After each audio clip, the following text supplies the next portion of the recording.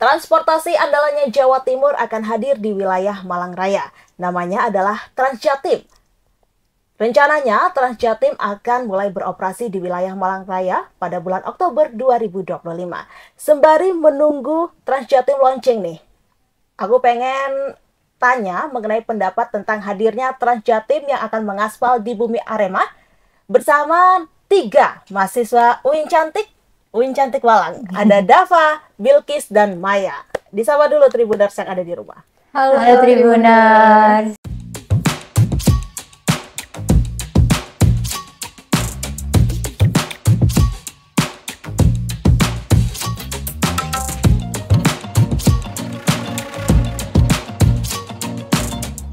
Sehat ya? Alhamdulillah sehat. Alhamdulillah sehat. Mungkin bisa perkenalan diri satu-satu. Halo, aku Dava dari Sastra Inggris UIN Malang. Halo, aku Bilkis Nafisya Cimroa dari Sastra Inggris UIN Malang juga. Halo, aku Maya dari Sastra Inggris UIN Malang juga. Sama. Oke, nah mungkin kalian sudah mendengar ya kabar tentang Transjatim ini akan mulai beroperasi di wilayah Malang Raya pada bulan Oktober 2025. Nah, sebagai mahasiswa anak rantau nih, gimana pendapat kalian? Menurut aku, sebagai mahasiswa yang rantau, adanya Transjatim ini membantu banget sih, Kak. Jadi, aku cukup excited lah kalau misal menyambut gitu. Soalnya, untuk aku sendiri, aku kan nggak punya kendaraan pribadi ya. Jadinya, kalau misal ada Transjatim, itu bisa membantu banget. Misal aku mau pergi ke mall gitu, tapi nggak ada kendaraan gitu, atau pingin yang terus lagi punya banyak waktu, ini bisa nih kalau pergi jalan-jalan naik Transjatim gitu. Berarti dengan hadirnya Transjatim ini bagi Dava sangat membantu ya? Iya. Apalagi bagi orang yang tidak memiliki kendaraan itu sangat-sangat terbantu. Iya, betul. Oke, kalau menurut pendapat Bilkis? Kalau menurut aku kurang lebih sama sih kayak Dava. Apalagi Malang ini kan terkenalnya sama kota pendidikan ya Mbak. Isinya banyak sekali universitas yang berseberangan gitu kan. Pasti bakal terbantu banget sih kalau ada Transjatim buat teman-teman yang mungkin dari rumahnya tuh nggak bawa kendaraan di kota Malang, itu pasti bakal terbantu buat mobilitas kesana kesininya naik Transjatim. Berarti lebih mudah juga gitu kan, yang menjangkau daerah sini, daerah situ, seperti itu. Kalau Maya? Nggak jauh beda dari teman-teman saya, ya sama aja sih. Pastinya terbantu, soalnya kan beberapa temanku, aku sendiri juga nggak bawa kendaraan, terus bisa pakai Transjatim. Misalnya kalau ada acara kampus juga, kampus kita kan di UIN kan ada 3 kampus ya, kampus 1, kampus 2, sama kampus 3. Kampus satunya di Gajayana, 2 sama 3-nya ada di Batu. Jadi kalau misal mau ada acara di kampus 2 ataupun kampus 3, kita bisa pakai Transjatim gitu. Jadi nggak perlu repot-repot lagi nyari tebengan atau apa gitu. Cukup pakai Transjatim aja. Apalagi katanya harganya juga terjangkau gitu. Jadi sangat efisien sekali. Oke, berarti kan ini kan Transjatim ini kan ada 15 bus yang akan beroperasi gitu. Berarti menurut kalian ini bisnya sangat-sangat terbantu ya? Iya sih, apalagi kan ini katanya 15 bus. Wah, itu banyak banget. Jadi menurut aku adanya Transjatim ini bisa membantu mahasiswa, juga para wisatawan yang pengen jalan-jalan ngeliling Malang itu juga bisa, Mbak. Lalu? Setuju sih. Di Malang juga kan banyak turis ya. Apalagi ada kayu tangan kan, itu pasti bakal terbantu sih dari warga lokalnya sendiri, terus mahasiswa yang rantau sama wisatawan. Oke, dan ini kan koridornya itu kan ada koridor 1 dengan rute dari terminal Hamid Rusdi menuju terminal Landung Sari dan terminal Batu, ya kan? Pastinya itu ada shelter-shelternya, itu yang dilalui ada jalan Kawi, Bandung, terus Gajayana, Telogomas, dan Terminal Batu. Seperti itu yang aku ketahui gitu kan. Nah, menurut kalian nih, rute-rute seperti itu apakah sangat membantu mahasiswa? Sangat membantu sekali, Mbak, karena itu kan rute-rute yang dituju sama bisnya ini tuh itu bisa melewati Universitas Sriwijaya, UB, UM, terus UIN, Unisma, UMM itu terlewati semua kan. Nah, itu bisa buat mahasiswa-mahasiswa yang mungkin rumahnya agak jauh itu bisa untuk naik transportasi publik buat ke kampusnya gitu. Apalagi saya pernah kemarin saya baru baca di berita Tribun itu terminal Landung Sari atau terminal Hamid Rusti atau nggak salah saya lupa itu udah jarang bis yang beroperasi di sana.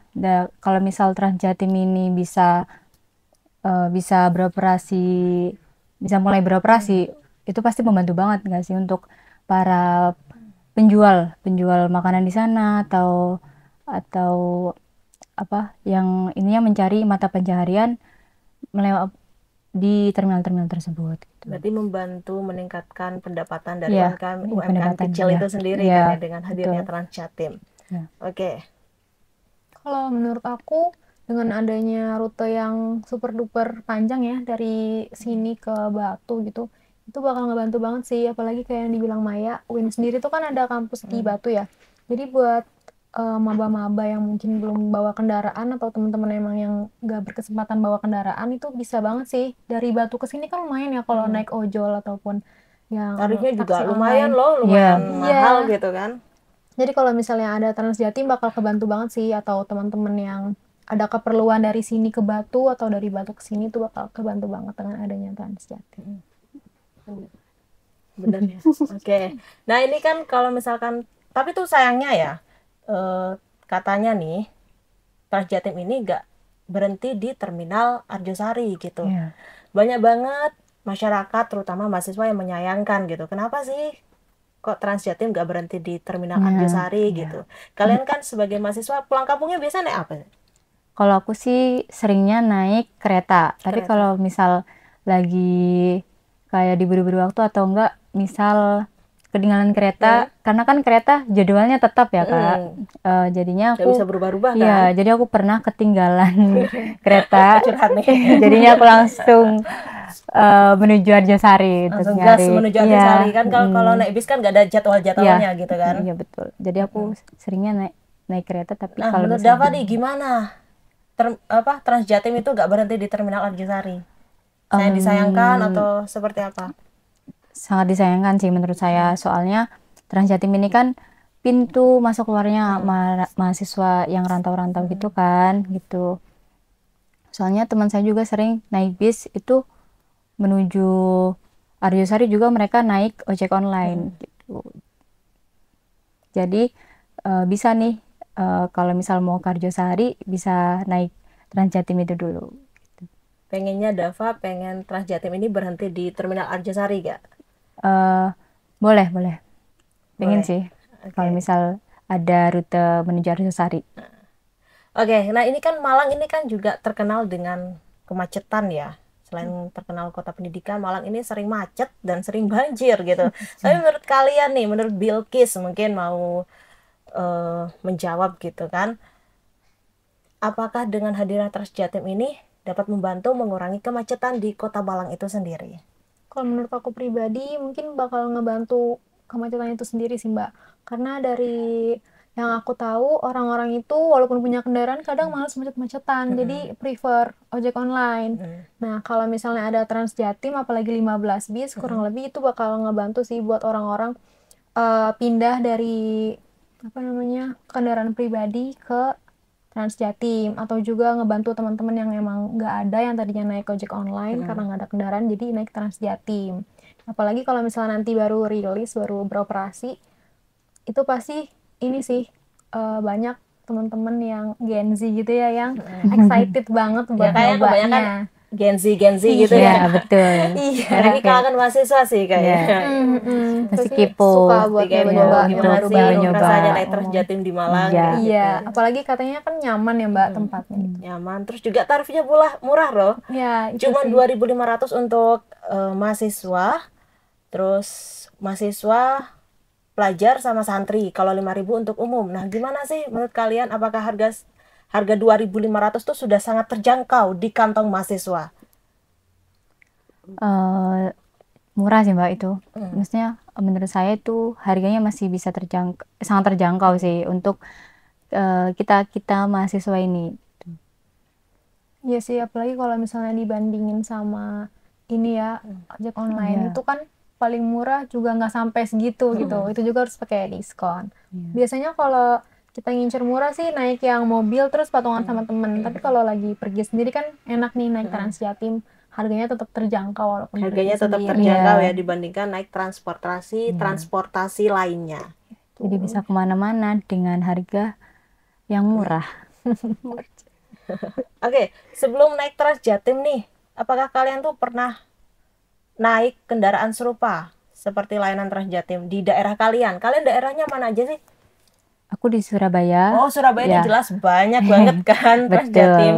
Kayak Surabaya Bus, Iya. Transmanggi, kayak gitu. Ya, di Surabaya juga ada Wirawiri, kayak mobil gitu. Jadi kita bisa keliling Surabaya pakai mobil gitu. Tapi pernah naik layanan serupa Nah. seperti Transjatim?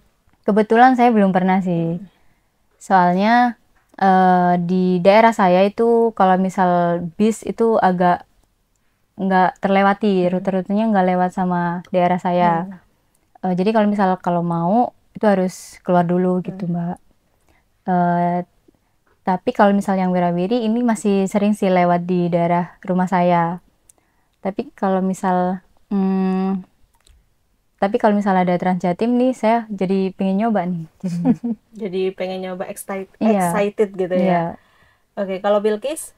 Kalau aku sendiri aku beberapa kali naik Transjakarta sih, Oh, Mbak. Transjakarta. Tarifnya berapa kalau di sana? Aku kurang tahu ya, lupa. Itu biasanya kalau nggak 2,5, 3.000, 3.500. Sekarang nge-tap kartu kan, Mbak. Jadi ya udah nggak yang kelihatan banget itu berapa gitu. Tapi kurang lebih segitu sih. Oke, berarti Bilkis sendiri yang pernah. Kalau Maya, pernah? Enggak, belum pernah. Dari mana sih Maya? Kalau aku dari Probolinggo. Oh, Probolinggo. Iya. Bisa nih Transjatim rute Probolinggo. Boleh. Oke, nah Bilkis sendiri kan yang sudah naik Transjatim. Nah kan sekarang ini kan marak ya kasus pelecehan seksual terhadap wanita di transportasi umum gitu. Nah, apakah moda transportasi Transjatim dinilai aman dan nyaman bagi perempuan atau wanita? Nah, sebelumnya aku mau nanya dulu, Mbak, di Transjatim ini nanti ada khusus wanita nggak ya tempat duduknya? Ada. gitu? Biasanya kalau misalkan Transjatim, sepengetahuanku yang sudah berpengalaman naik Transjatim nih, itu tempat duduk wanita dan pria itu dibedakan. Jadi wanita di depan, pria itu di belakang. Seperti itu. Terus juga untuk kaum prioritas seperti lansia dan juga ibu hamil itu ada khusus tempat duduknya. Seperti itu. Oh, berarti sama sih kurang lebih sama Transjakarta. Jadi kalau kayak gitu menurut aku pribadi bakalan aman aja sih, apalagi kan katanya ada CCTV ya, Mbak. CCTV di sudut Transjatim ya. itu. Nah, itu dari CCTV terus juga dengan pemisahan tempat duduk itu kurang lebih mungkin bakal ngebantu mengurangi ya, Mbak. Kalau misalnya buat mentiadakan kayak nggak ada nih, kayaknya nggak mungkin juga ya. Orang ada aja kan yang kayak gitu. Tapi untuk mengurangi itu ngebantu banget sih buat namanya teman-teman yang perempuan Fasilitas di gitu. Transjatim juga lengkap, ada tabung apar mencegah dari kebakaran gas, terus kotak P3K, terus ada hand grip juga gitu. Lengkap Ada banget. ini nggak, Mbak? Apa? Pramugarinya? Ada Oh. pramugara-pramugari. Mungkin bisa Dava bisa daftar Ya. pramugara-pramugari. Boleh. Boleh sih ini. Oh, itu udah aman banget berarti Soalnya sih. pasti aman banget ya. Kalau udah Aman ada yang banget jaga kalau juga. sudah ada pramugaranya Iya. seperti itu. Soalnya kita bisa kalau misal Bingung-bingung, terjadi bisa nanya juga kan. misal ada terjadi apa kita bisa langsung lapor atau Iya. kayak gini. Jadi ada langsung yang bantu gitu. Oke, Tribuners. Terima kasih ya. Dava, Bilkis, dan Maya sudah hadir di studio Tribun Jatim Network Malang ini. Oke, Tribuners, sampai di sini dulu perjumpaan saya kali ini. Saya Eka dan Saya Dava Nafisa. Saya Bilkis. Saya Maya. pamit undur diri dan sampai jumpa. Kembali lagi dalam podcast Malang Live episode berikutnya. Dadah. Download Tribun X sekarang. Menghadirkan lokal menjadi Indonesia.